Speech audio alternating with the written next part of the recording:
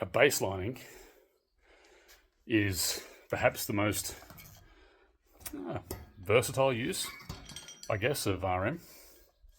Only because I spoke about you being able to use virtually any repetitions per set when you're using the RM method.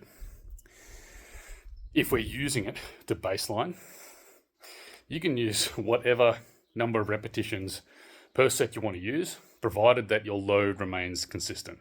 Okay, so let's say you're not feeling overly strong, you don't want to get close to a 5 RM. Cool, you decide to shoot on a 10.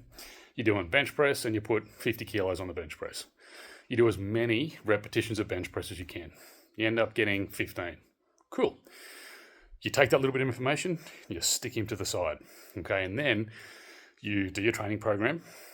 Might include bench press, it might not, but you've decided, because you've picked bench press as the movement that you're going to do RM testing with, that's going to be a metric for progress.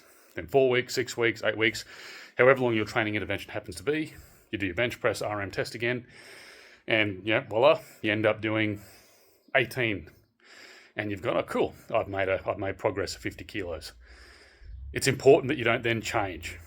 Okay, you can then reset if you're going to retest. So you might pick a different movement, you might pick bench press again, but you might add 5 kilos to that. So you might do RM testing at 60 kilos.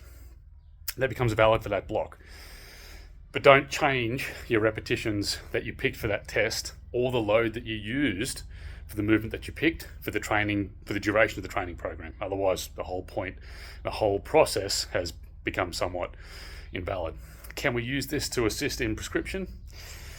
Kind of, sort of, if you were using that movement, but we're going to talk about that in the next little snippet around how using RM for prescription can be useful, but I think it has more drawbacks than it does have, uses, particularly with sort of bigger subsets of the population.